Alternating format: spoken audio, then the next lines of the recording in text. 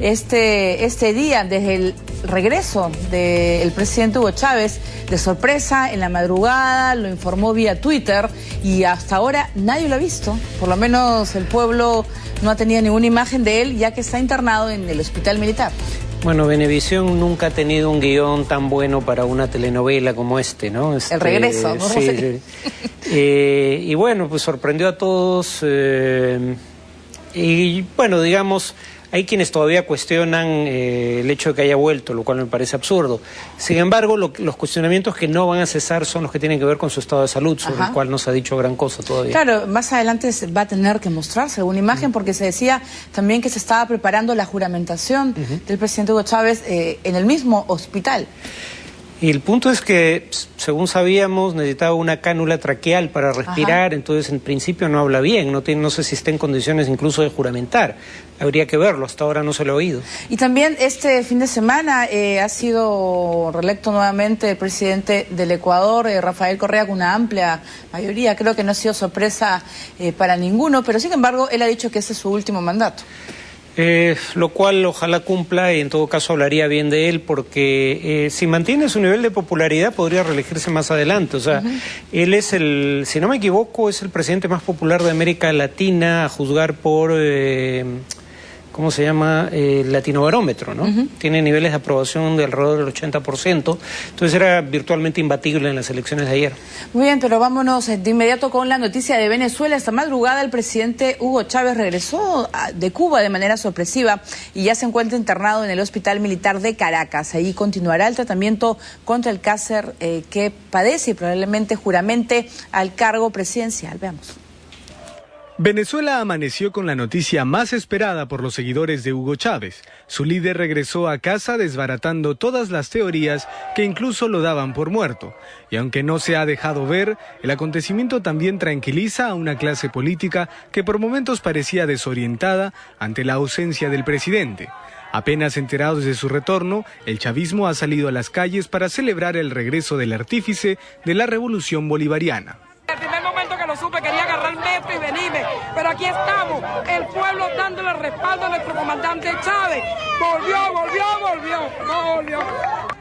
En los exteriores del Hospital Militar Carlos Arvelo, en Caracas, donde ha sido internado Chávez, la población ha vivido con euforia y convicción el hecho de que su líder se haya recuperado. Incluso, ante las dudas, una mujer que se identificó como trabajadora del centro de salud aseguró que el comandante habría ingresado caminando a dicho nosocomio.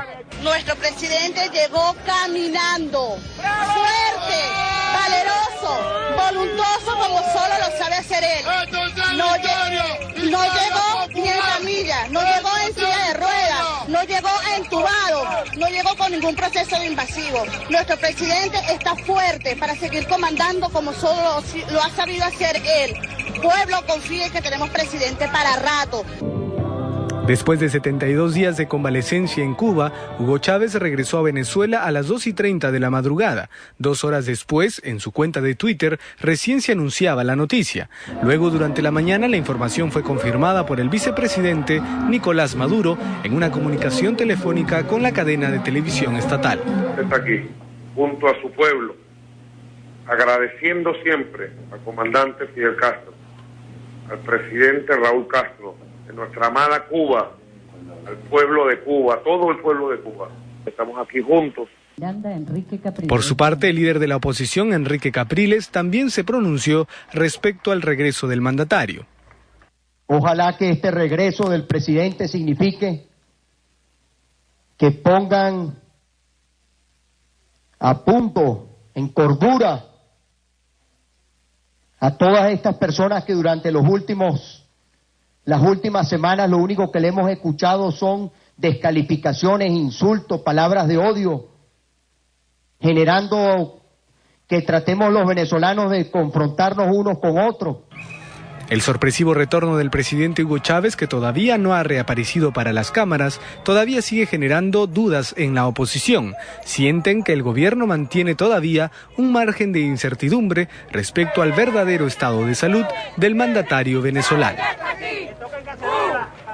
Muy bien, pero vamos a ver qué está sucediendo en Venezuela en estos momentos. Vamos a comunicarnos con Gabriela Oneto, ella es periodista de ese país. Vamos a hablar la situación del presidente Hugo Chávez y sí, de los comentarios que se habían dado que podría darse la juramentación del presidente dentro del hospital militar de Caracas. Muy buenas tardes desde Lima, Gabriela. Buenas tardes, Paola. Efectivamente, como tú lo comentas, hoy Venezuela recibe la noticia del regreso del presidente Hugo Chávez. Y bueno, evidentemente, como lo decía el reporte que ustedes anteriormente pusieron, efectivamente para la oposición venezolana se sigue manteniendo el clima de incertidumbre en el país, puesto que hasta los momentos no se ha visto ni una fotografía ni ninguna locución del presidente de la República, más que sus mensajes vía Twitter, ¿no? Nosotros debemos decir también que hace unos días el ministro de Comunicación e Información aseguraba que el presidente no podía hablar. Entonces, una de las cosas, una de las mayores incertidumbres que existe en el país es si él podrá tener la capacidad para ejercer estos 6 años que constitucionalmente le corresponden.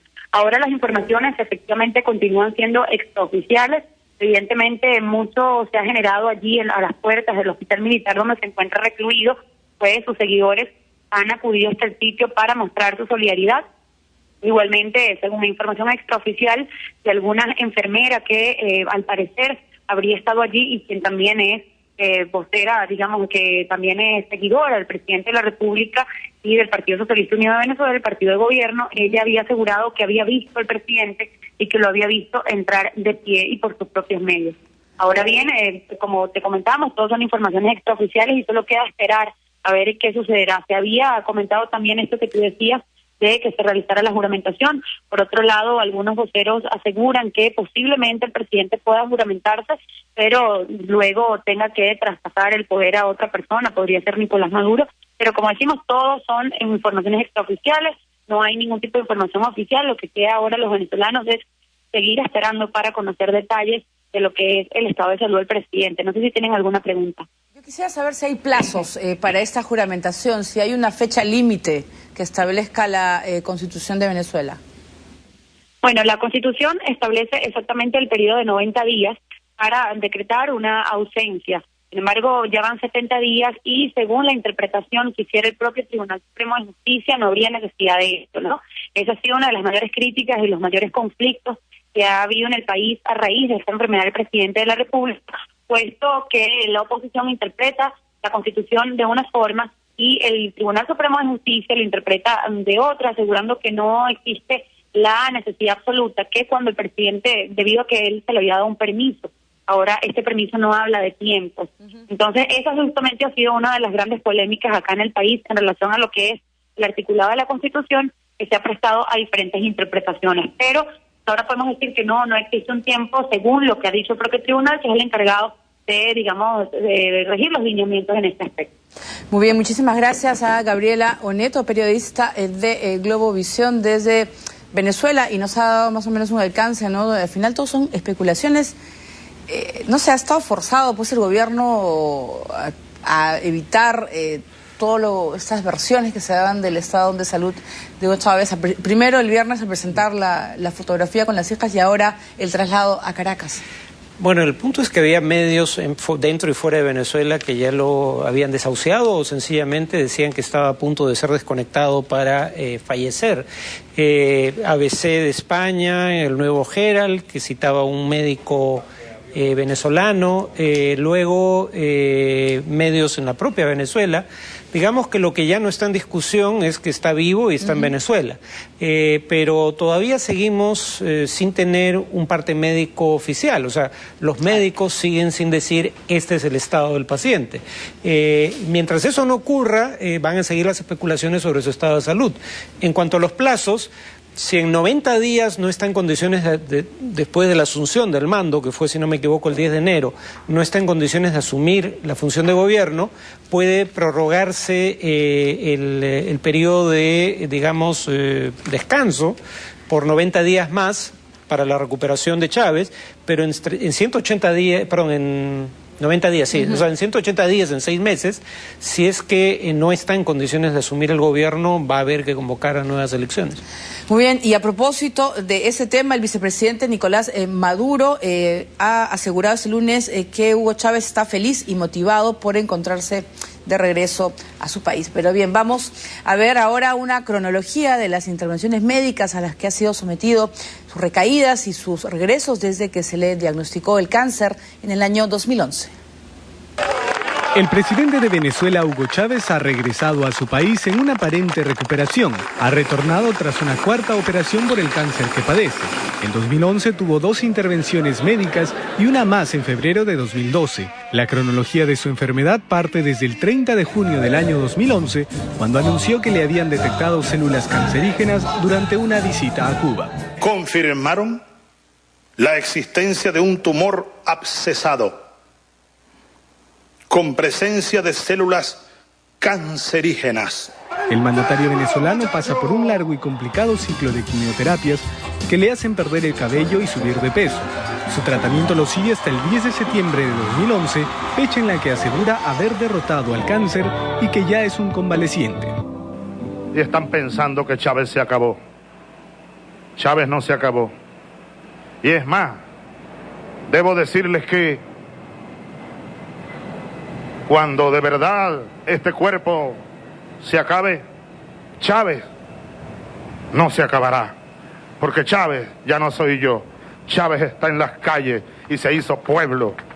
Pero el 21 de febrero del año 2012, Hugo Chávez se ve obligado a informar que regresó a Cuba, donde le detectaron una lesión y que deberá ser operado de nuevo.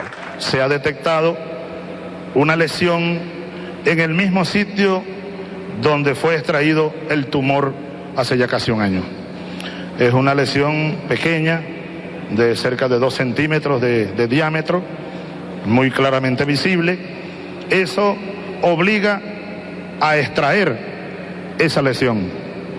Y eso obliga a una nueva intervención quirúrgica, se supone menos complicada que la anterior. Yo estoy en buenas condiciones físicas para enfrentar esta nueva batalla. Tras ello, Chávez es nuevamente operado en Cuba, pero luego de un tiempo regresa a Venezuela para participar en las elecciones presidenciales, en las que es reelegido por tercera vez. El duro proceso por el que ha pasado hace que su fe se fortalezca, mostrándose cada vez más creyente en Cristo. Todo lo que uno ha vivido no ha sido suficiente, es lo que siento. Y le digo a Dios, si lo que uno vivió y ha vivido no ha sido suficiente, sino que me faltaba esto, bienvenido. Pero dame vida, aunque sea vida llameante, vida dolorosa, no me importa. Dame tu corona, Cristo, dámela, que yo sangro. Dame tu cruz, 100 cruces que yo las llevo, pero dame vida, porque todavía me quedan cosas por hacer. Pero antes de que finalice el 2012, el 8 de diciembre, y tras haber ganado las elecciones, Chávez anuncia que en Cuba le fueron detectadas nuevas células malignas y que es absolutamente imprescindible operarse, y pide un permiso para regresar a la isla. Además, nombra a Nicolás Maduro como su sucesor político. Lamentablemente, así lo digo al país, en esa revisión exhaustiva surge la presencia en la misma área afectada de algunas células malignas. Ahora, para tranquilidad de su movimiento político y el clamor de sus miles de seguidores, Chávez se encuentra de regreso a su país, un país que espera que su mandatario no vuelva a recaer en la enfermedad que los ha mantenido en vilo durante los últimos 2 años. Muy bien, es mucho lo que se ha podido hablar de esta noticia que realmente sorprendió a todos, sobre todo que el propio Chávez, a través de su cuenta de Twitter, se supone que fue el que hizo el anuncio de su llegada al país. Esta mujer que aparece en cadena nacional hablando de que lo ha visto caminando, ¿no?, como dando una prueba, ¿no?, de que él se encuentra muy bien. Sobre todo sería el interés que tienen de poder mostrar que está por lo menos apto, en condiciones de poder gobernar. Es que eso no demuestra que está en condiciones de poder gobernar, demuestra que está vivo y que su estado de salud no es calamitoso, por lo menos no tiene síntomas externos. Pero, digamos, Ya se le vio así, y de hecho se le vio rozagante en algún momento, ganó peso tras la primera operación y ya lleva 4 operaciones en la misma área, según él mismo menciona en el reportaje. Como decía el doctor Elmer Huerta en este mismo programa, 4 veces que haya necesidad de extirpar, células cancerígenas en la misma área, 4 veces consecutivas, habiendo quimioterapia entre operación y operación, quiere decir que no está respondiendo al tratamiento. Entonces, esto se va, las incertidumbres se van a desvelar recién cuando pasen los 6 meses y él o asuma el gobierno, claro, o no lo haga y se convoquen nuevas elecciones, si no ocurre antes. Claro, los chavistas no van a poder hacer nada contra algo que es el tiempo, al final. Sí, las especulaciones sobre su verdadero estado de salud van a continuar. Que está vivo queda claro, pero eso no es suficiente. Bueno, ahora nos vamos con otras informaciones hasta Bolivia. El presidente Evo Morales expropió la empresa SAPSA, filial de las españolas Abertis y Aena, que administra los 3 aeropuertos más grandes del país, acusándola de haber hecho insuficientes inversiones. El presidente de Bolivia, Evo Morales, que entró al cargo en 2006 y que desde ese momento ha reforzado el control estatal sobre la pequeña economía del país, nacionalizó hoy la filial de operación de aeropuertos de la española Abertis SAPSA, asegurando que la empresa incumplió las inversiones comprometidas desde hace casi 2 décadas. Vengo acompañado por nuestro vicepresidente a la ciudad de Cochabamba a informar, a comunicar al pueblo boliviano la nacionalización del paquete accionario de SAPSA. La agencia oficial AVI indicó que SAPSA, empresa que opera desde 1997, se resistió a incrementar la inversión de 36 millones para el mantenimiento y ampliación de los 3 principales aeropuertos bolivianos, ubicados en La Paz, Cochabamba y Santa Cruz. Con este anuncio, SAPSA se convierte en la 6ª empresa española que pasa a manos del Estado boliviano en menos de un año, ya que en mayo pasado Morales nacionalizó una filial eléctrica y en diciembre 4 de Iberdrola.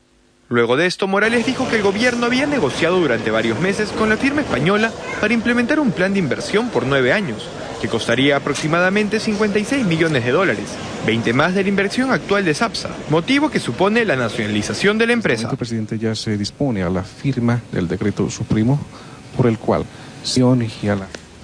Muy bien, el gobierno de Mariano Rajoy ha catalogado de acto inamistoso esta decisión de Evo Morales en esta expropiación de la 6ª empresa española en Bolivia. ¿Qué va a pasar? No creo que pase mucho, honestamente, pero para España es llover sobre mojado. Tienen una gran crisis interna a nivel económico, y entonces una de las pocas cosas que podía compensar esa situación eran las utilidades que repatriaban empresas españolas con filiales en el exterior. Pero se empiezan a hacer no solo expropiadas, sino expropiadas sin, por lo menos desde la perspectiva del gobierno y de la empresa española, sin indemnización justa y preciada. Esto quiere decir que van a demandar al Estado boliviano, como han hecho con el Estado argentino, en el caso de Repsol, eso quiere decir que van a ir a procesos ante cortes arbitrales del Banco Mundial, el CIADI, y que pueden tomar años. Entonces no van a recibir la indemnización sino al final del proceso.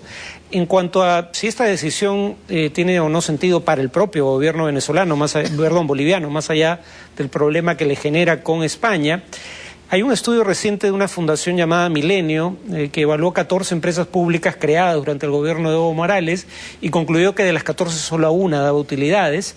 Entonces la pregunta es si tiene sentido desde la perspectiva del gobierno boliviano destinar los recursos que tiene, primero, a expropiar empresas e indemnizarlas, y luego si tienen la capacidad de gestión como para hacerlas funcionar de manera más eficaz de lo que funcionaban en manos privadas. Claro, porque el argumento es que no han hecho suficientes inversiones. ¿Y ellos qué le van a hacer?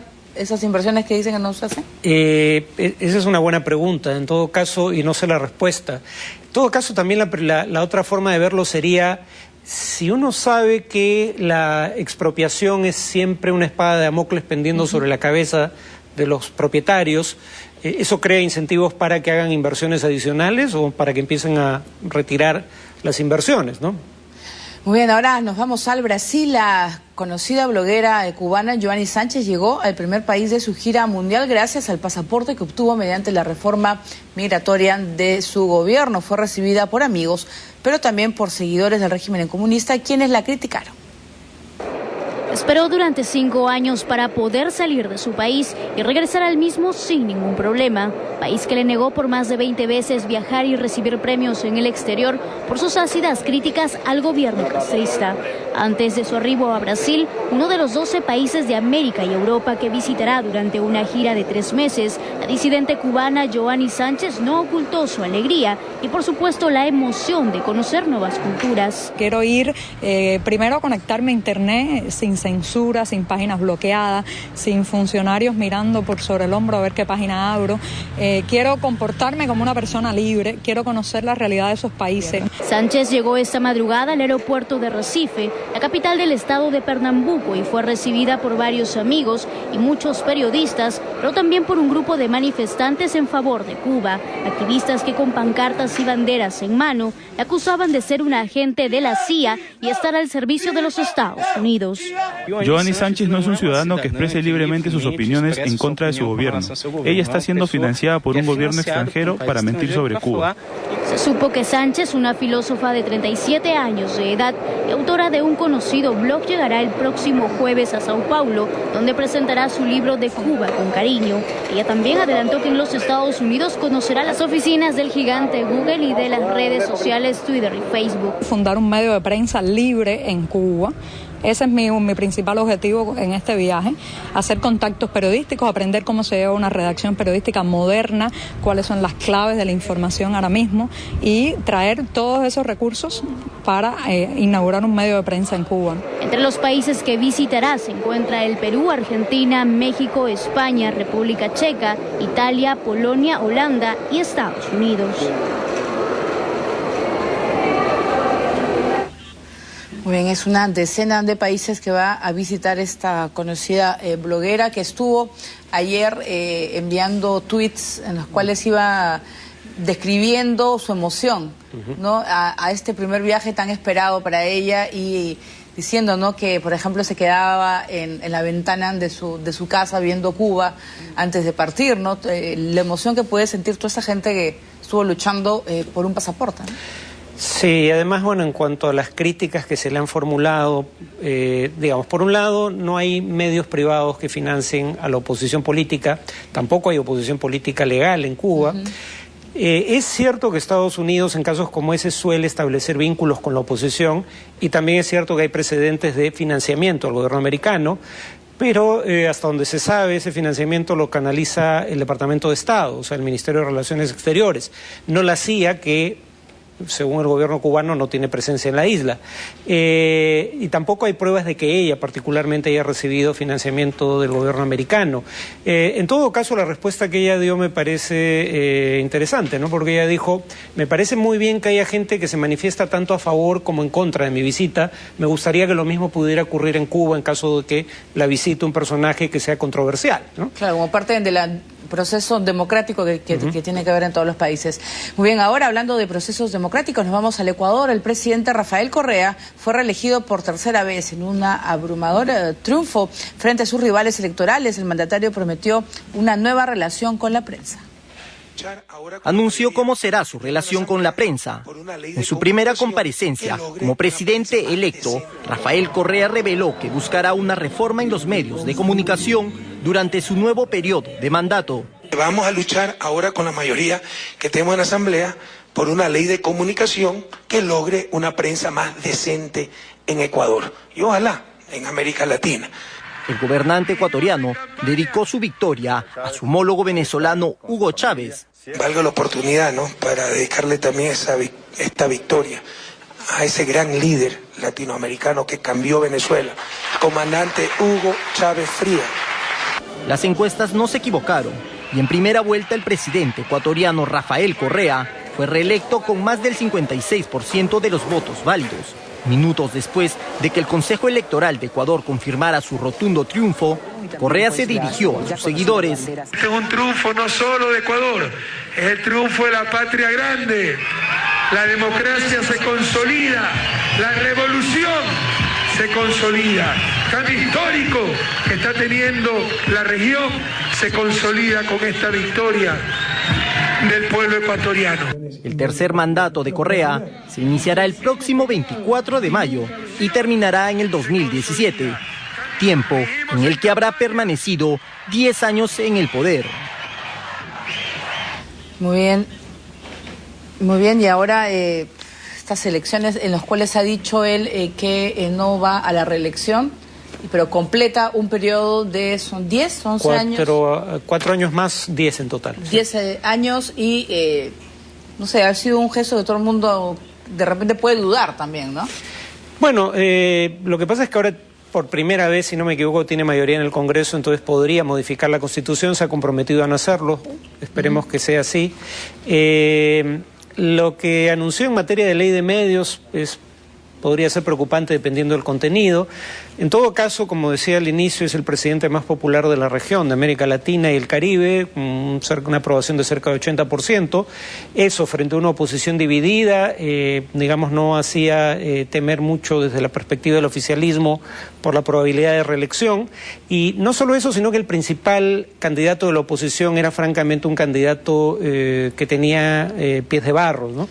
No solo porque fuera un banquero en un país en donde en general no se presume que quien tiene grandes fortunas la haya ganado por propio esfuerzo, sino por favores políticos, sino que específicamente los bancos en Ecuador eran percibidos como el villano del proceso que llevó a la dolarización de la economía, cuando se llevó a cabo en Ecuador lo que fue el equivalente al corralito argentino. Se congelaron las cuentas y cuando se devolvió el dinero, se devolvió a un tipo de cambio, digamos, en el que el dólar valía 150% más. O sea, la gente, medido en dólares, perdió una gran proporción de sus ahorros, y este personaje no solo era banquero en la época, sino que fue ministro del gobierno que hizo ese corralito financiero. Entonces era un personaje que difícilmente tenía chance de adquirir la popularidad necesaria como para competir de igual a igual. Muy bien, pero también sucedieron cosas anecdóticas en las elecciones de ayer en el Ecuador. Fabricio Correa, hermano del actual presidente de ese país, llegó a su centro de votación acompañado por el emblemático personaje de la saga de Star Wars. Se trata nada menos que Darth Vader, al que presentó como un veedor interplanetario. Durante la campaña en la que finalmente no logró inscribirse como candidato presidencial, Fabricio Correa denunció falta de equidad y cargó varias veces contra su hermano por el círculo de corrupción que según él lo rodea sin que haga nada. Fabricio Correa tiene 53 años y es conocido por sus excentricidades y frases desconcertantes. No pudo inscribir su candidatura porque no reunió el número de firmas necesarias. Él se convirtió en uno de los principales críticos de su hermano luego que éste le anulara contratos por unos 167 millones de dólares que mantenía con el Estado. Según el presidente, esto fue a sus espaldas. Como ven, ¿no? Vemos al hermano del presidente, Rafael Correa, con su veedor interplanetario. ¿Qué te parece lo que pasó? Bueno, la película que inmortalizó a Darth Vader se llamaba El Imperio Contraataca. No sé si Fabricio Correa está augurando algún intento norteamericano de derrocar a su hermano. En todo caso, es un personaje francamente turbio y no es el más indicado para lanzar acusaciones de corrupción, salvo porque podría alegar que conoce a funcionarios que fueron sus compinches. Él está acusado, fue acusado, como se indicó, de utilizar el parentesco para obtener contratos con el Estado, no para él, sino para empresas de las que él era representante o accionista, y él mismo revela eso a 2 periodistas que lo publican, y lo curioso fue que Rafael Correa no enjuicia a su hermano, que es la fuente de esa revelación, sino a los periodistas que publican las declaraciones del hermano. Pero digamos que en todo caso el hermano, si realmente hay corrupción en el gobierno de Rafael Correa, él puede tener el conocimiento en la materia, pero no tiene mayor autoridad moral para denunciarlo. Bueno, ahora vamos a hacer nuestra primera pausa del programa. Vamos a regresar con la huelga que está realizando la aerolínea Iberia en España, que ha dejado 5 detenidos. También en Sudáfrica, Puerto Elizabeth se prepara para el funeral de la novia de Oscar Pistorius. Volvemos.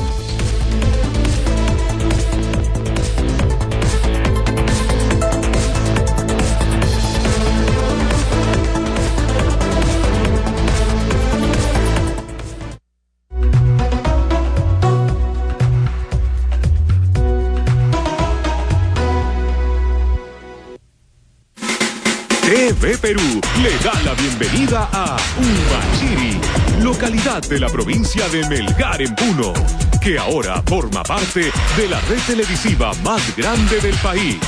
De esta manera, más peruanos pueden disfrutar de nuestra variada programación. Con Humachiri sumamos 276 estaciones retransmisoras, lo que nos reafirma como el canal con la mayor cobertura a nivel nacional. Somos TV Perú, mucho más que ver.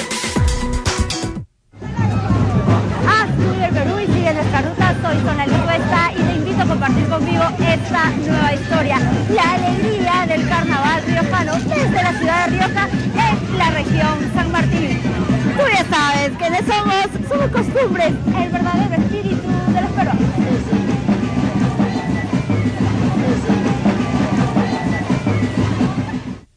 Gracias a Leche Gloria te ayudará a crecer. Hola, soy Gina Parker y quiero invitarte a que sintonices Sin Barreras, un programa creado para promover la inclusión y la participación de las personas con discapacidad en nuestro país. Sin Barreras, todos los sábados a las 7:30 de la mañana. Recuerda que solo TV Perú tiene mucho más que ver. Estamos viendo TV Perú Mundo.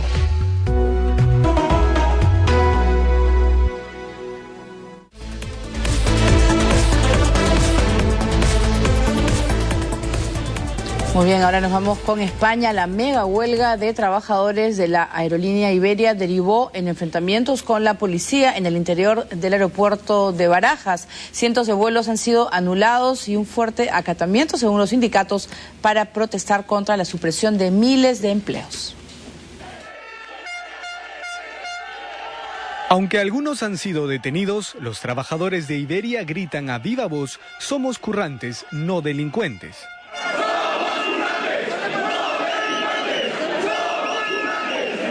La represión policial ha estallado en pleno aeropuerto de Madrid.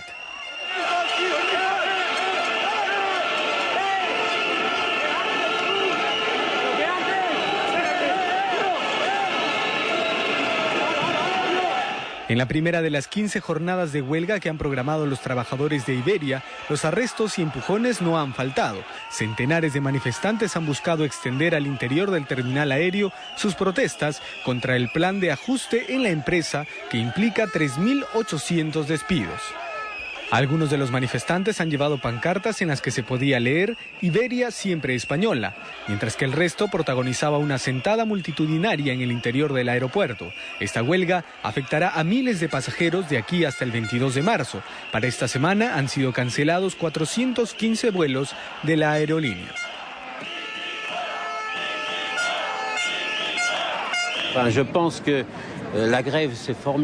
Creo que la huelga es genial, pero el turismo en España también es importante. Así que cuando llegamos para el turismo no es justo que seamos afectados por las huelgas. Cada uno tiene sus problemas, pero no hay que molestar a las personas que traen dinero. Los pasajeros, sobre todo los extranjeros, han criticado que no les hayan avisado con antelación de las cancelaciones y se han quejado de que hay más vuelos afectados de los que Iberia había informado en la lista que publicó en su web el pasado fin de semana. Esta es la primera respuesta del Sindicato de los Trabajadores de Tierra y Tripulantes de Cabina de la aerolínea española. La misma intenta despedir al 19% de la planilla, casi 4.000 empleados, además de reducir salarios y recortar un 15% de las rutas este año.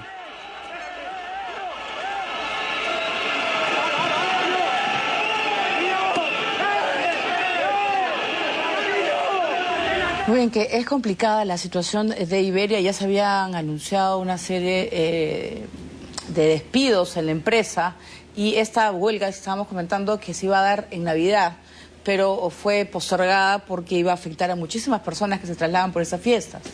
Sí, bueno, Iberia ha tenido históricamente problemas que obviamente se han agravado con la crisis y según leía tuvieron pérdidas de más de $300 millones el año pasado. Entonces, por eso la decisión de reducir vuelos y personal, pero digamos, supongo que la reacción del sindicato es más o menos previsible, o sea, despedir a miles de personas en un contexto en el que con toda seguridad no van a conseguir trabajo en ningún otro lado, por un futuro previsible, es francamente condenarlos a un deterioro dramático de su calidad de vida en muy poco tiempo.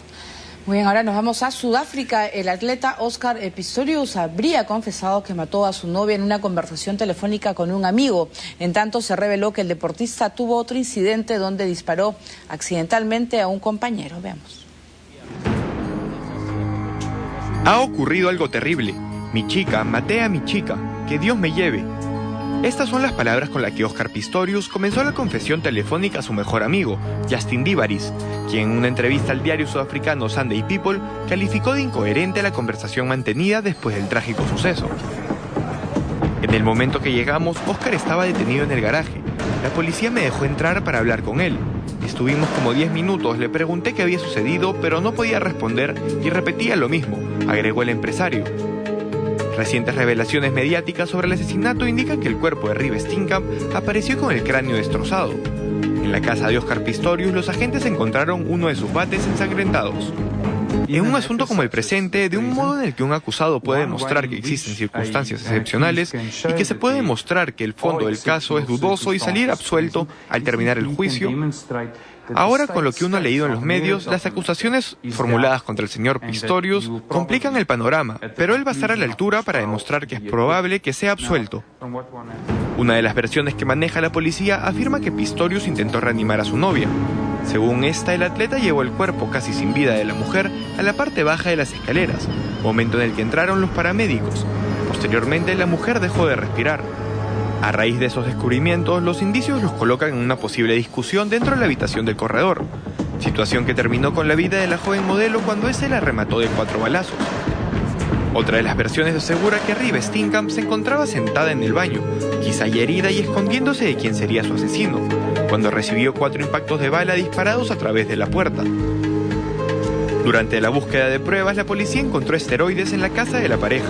Aunque no se ha confirmado la noticia, fuentes cercanas a la investigación han asegurado que existe la posibilidad que el ataque haya sido provocado por los efectos de los mismos. A todas estas pruebas se han adjuntado los antecedentes del medallista. El más resaltante se desarrolló en Johannesburgo cuando este apasionado de las armas y obsesivo con la seguridad disparó por accidente una pistola. La bala estuvo por alcanzar el pie de Kevin Lerena, amigo común del boxeador y de su novia la fallecida Reeva Steenkamp.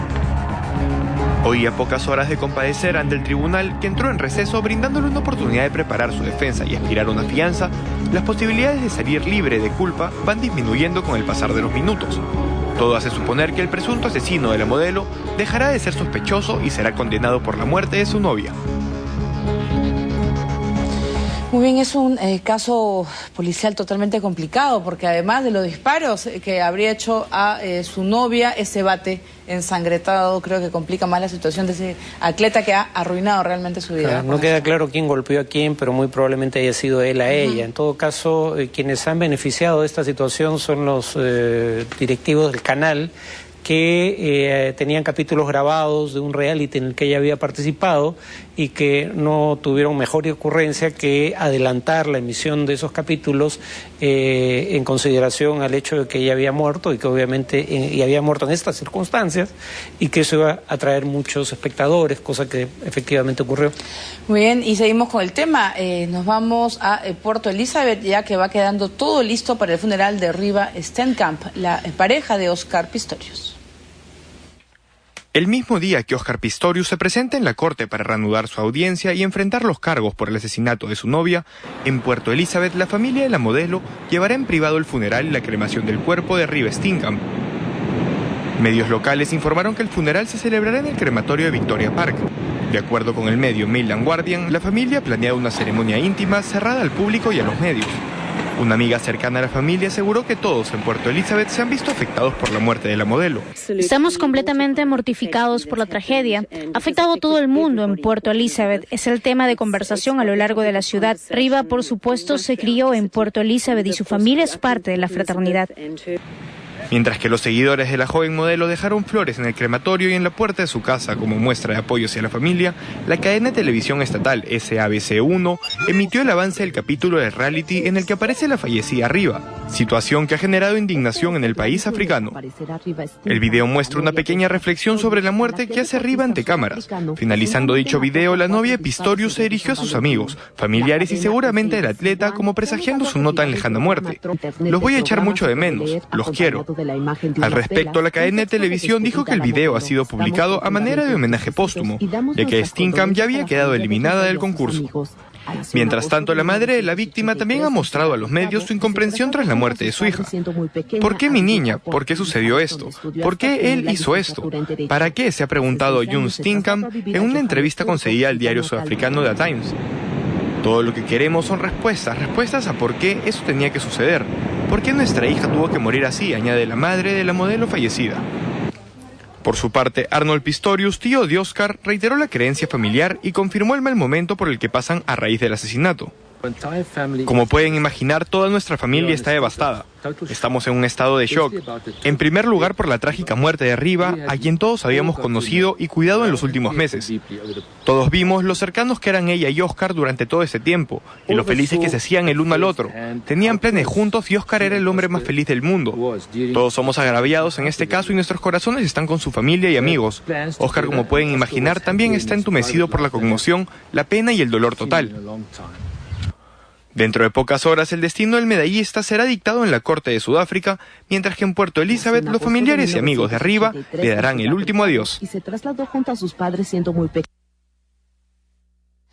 Muy bien, nos vamos ahora a Egipto. Autoridades judiciales del Cairo han ordenado el cierre de un canal de televisión por difundir la famosa danza del vientre.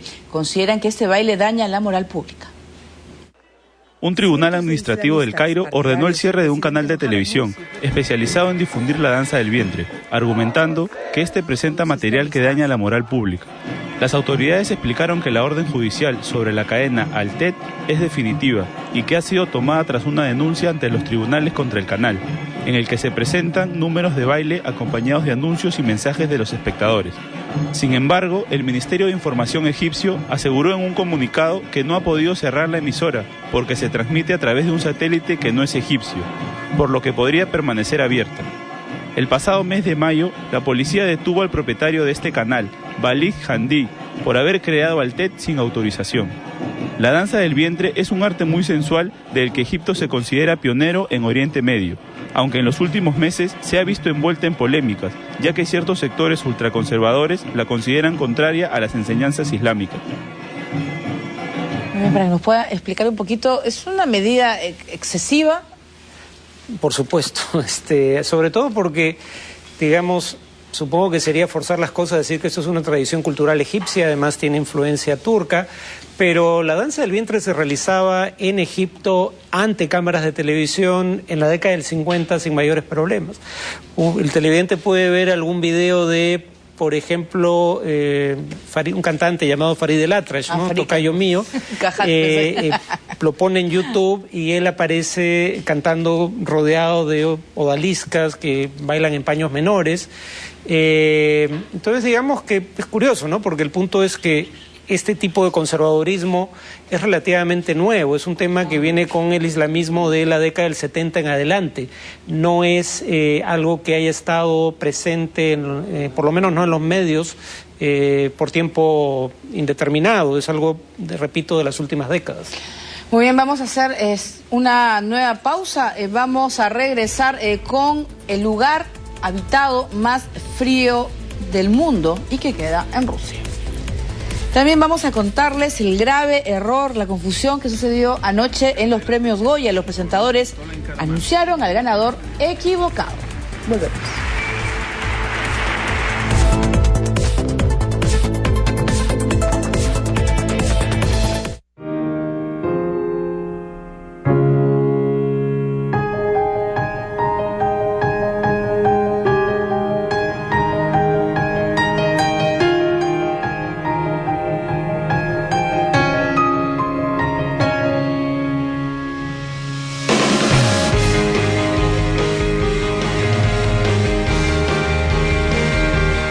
TV Perú, 55 años, junto a ti.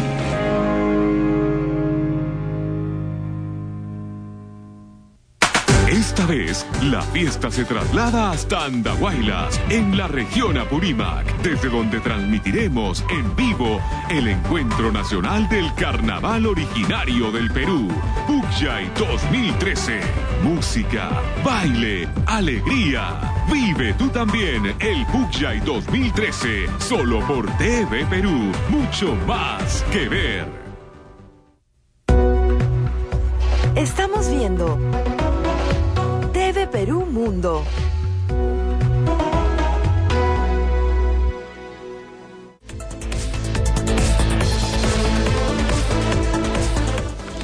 Bien, nos vamos a Pakistán. Miles de chiíes han protestado ante los constantes atentados y la falta de seguridad, mientras que en Irak más de 20 personas de esa secta musulmana han muerto en nuevos ataques terroristas.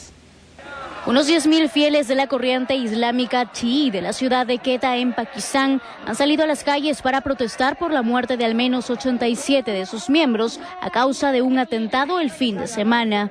Entre los manifestantes se hallan los familiares de las víctimas, que se han negado a enterrar los cadáveres y los han sacado a las calles del barrio chií de Azara Town, escenario de 2 matanzas parecidas en lo que va del año.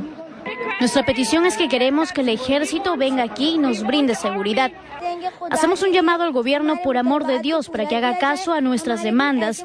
Solo queremos mayor protección. Estas protestas son casi idénticas a las que hubieron hace un mes en Quetta, tras otro atentado similar en la misma zona de la ciudad, que se cobró cerca de 90 vidas. Con alrededor de 40 millones de chiíes, Pakistán es uno de los países del mundo con mayor número de fieles de esta confesión, pese a que en su territorio es minoritaria frente a la corriente suní.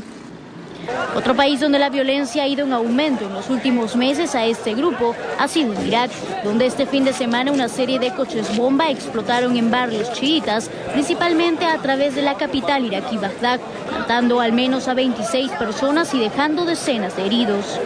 Los bombardeos han aumentado desde el inicio del año, con una ola de atentados suicidas contra objetivos chiíes y fuerzas de seguridad. Nadie se ha atribuido hasta el momento la responsabilidad por estos ataques. Ahora nos vamos a Rusia. Los expertos han empezado a analizar los fragmentos hallados del meteorito que ocasionó más de 1.000 heridos el viernes. Son los fragmentos del meteorito que cayó en Rusia y que alarmó a todo el mundo, incluso a los expertos de la NASA que no habían previsto su llegada. Пару часов назад упал метеорит. За спиной, если вы видите, работает бригада МЧС, садится вертолет, скажем так, в поисках метеорита. Los científicos descubrieron un total de 53 partículas del meteorito, cuyas medidas son de solo unos milímetros en torno al lago Sherbakul, cerca de la ciudad de Chelyabinsk, la más perjudicada tras su llegada. En una conferencia de prensa en Moscú, los científicos iniciaron un debate sobre el sistema de alerta ante la llegada de posibles objetos del espacio que representen peligro para la Tierra. Сначала высчитываете, с какого расстояния вы хотите увидеть опасное тело. Вот сейчас приемлемо считается 5 миллионов километров.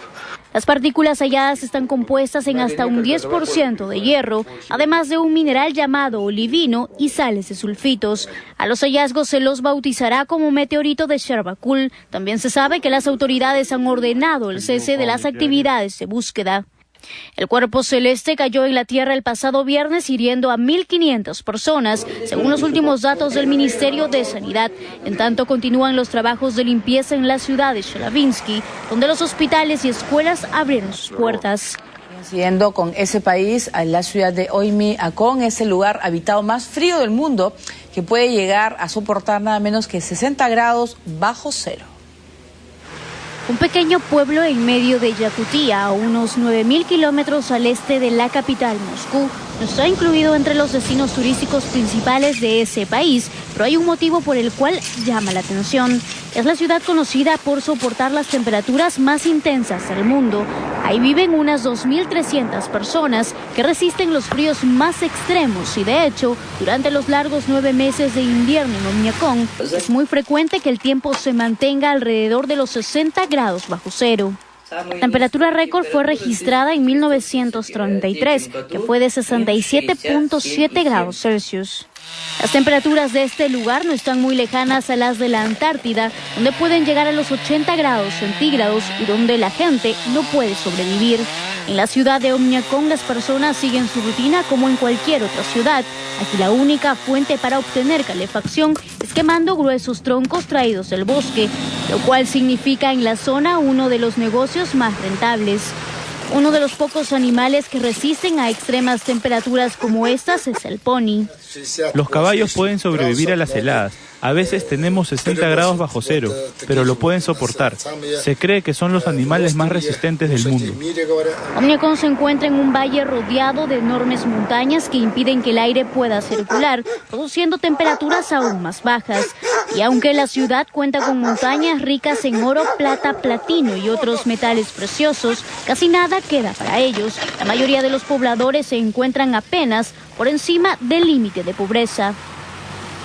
Ahora nos vamos a Chile. Más de 7.000 personas han participado en la tercera edición de la Guerra del Tomate en la ciudad de Quillón. Cerca de 7.000 personas asistieron a la tercera versión de la afamada Guerra del Tomate realizada en Quillón. El público en su mayoría llegó a las 14 horas, proveniente de varias ciudades del país. Este año, 43 toneladas de tomates maduros esperaron en el ruedo de la Medialuna a 3.500 combatientes, en su mayoría jóvenes que desde las 14 horas se enfrentaron a tomatazos con quien se les pusiera enfrente.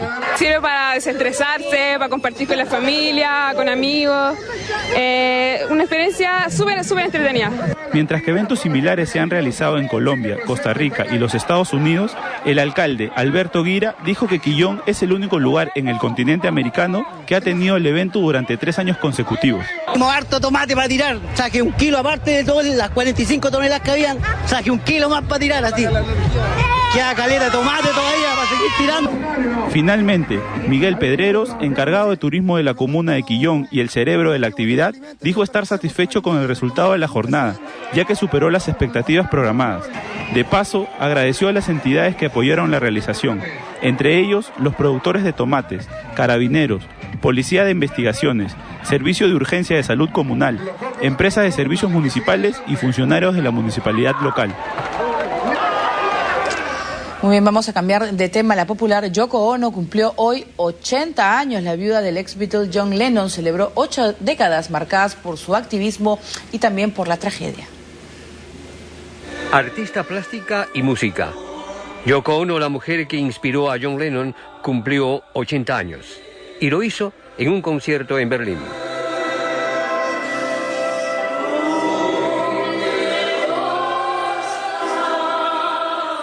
La artista nació en 1933 en Tokio. Creció en Japón y Estados Unidos y estudió filosofía, composición y escritura creativa.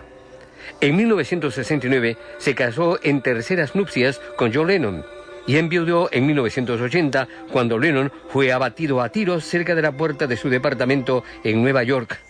En la memoria colectiva ha quedado grabada la rueda de prensa que dieron en pijama en una habitación del hotel durante su luna de miel y a la que declararon la paz para el mundo.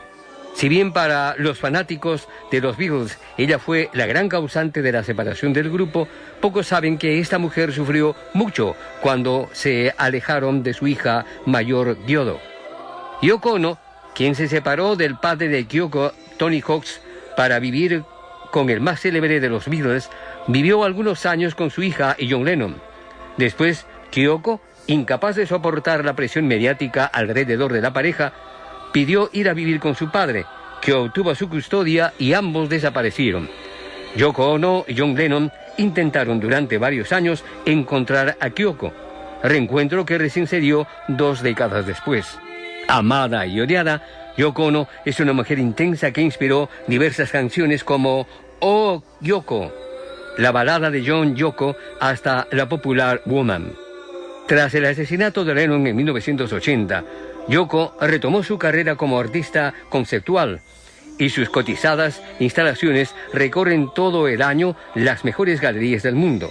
Se trata de obras muy acordes con los ideales del recordado Mayo del 68, en pro de la paz y la tolerancia, y con una abierta crítica a las creencias y costumbres a veces absurdas de la humanidad. Muy bien, esta pareja. Una vez John Lennon describió a Yoko como la artista desconocida más famosa del mundo. Todos saben su nombre, pero nadie conoce realmente qué hace. Es una mujer que era de una clase social elevada en el Japón y que la familia no estaba contenta con su relación con John Lennon. Incluso enviaron un comunicado de prensa que decía: no estamos orgullosos de Yoko Ono. Y ella se reía de eso. Bueno, todo el mundo se la agarró con ella cuando estuvo con John, ¿no? Sus padres, su hija, los demás miembros de los Beatles, que en lugar de atacar a John, que fue quien tomó la decisión de separarse del grupo, la acusaron a ella, asumiendo que ella tenía más influencia de lo que se creía sobre él, y ella la verdad que lo soportó espartanamente, nunca respondió públicamente, al menos, a las críticas, y era Lennon el que respondía por ella en ocasiones, ¿no? Muy bien, ahora nos vamos a España. Durante los premios Goya, los presentadores del evento cometieron un tremendo error cuando anunciaron al ganador equivocado. Los premios Goya son considerados los Oscar del cine español, donde anoche la cinta Blancanieves fue la gran ganadora como mejor largometraje del 2012. Sin embargo, fue una gala llena de sorpresas. Muchos de los actores ganadores aprovecharon para hacer algunas críticas a los recortes realizados por el gobierno de Mariano Rajoy. La actriz Candela Peña, quien obtuvo el Goya Mejor Actriz Reparto, habló de la muerte de su padre en un hospital del estado. Quiero decir que hace 3 años que no trabajaba, que en estos 3 años he visto morir a mi padre en un hospital público, donde no había mantas para taparlo, donde no había agua para darle de beber, se la teníamos que llevar nosotros. Estos 3 años que hace que no trabajo, ha salido de mis entrañas un niño que no sé qué educación pública le espera. Y el Goya, la mejor canción original, es para Los Niños Salvajes, Pablo Cervantes. Recoge Natalia Aragón Gallegos. Era la tercera nominación para Pablo Cervantes y la primera para Víctor y Pablo. Es un error gordo, lo sentimos muchísimo. El Goya es... Lo siento. El Goya es para No te puedo encontrar, por Blancanieves, de Juan Gómez, Chicuelo y Pablo Berger. Los presentadores Adrián Ugarte y Carlos Santos se equivocaron al anunciar el ganador a Mejor Canción de Película. Anunciaron a Pablo Cervantes del film Los Niños Salvajes. Sin embargo, tuvieron que rectificar cuando los emocionados ganadores estaban a punto de recoger su premio, que en realidad era para Pablo Berger y Juan Gómez Chicuelo, autores de No te puedo encontrar, canción de la película Blancanieves, un papelón que fue duramente criticado por todos. Lo quiere compartir, Pablo Berger. En la cara de los primeros ganadores, yo creo que nunca más se la va a olvidar, ¿eh? Fue un coitus interruptus, supongo. Exactamente. Con eso nos despedimos y nosotros lo dejamos con Woman a propósito del cumpleaños de Yoko Ono. Nos vemos.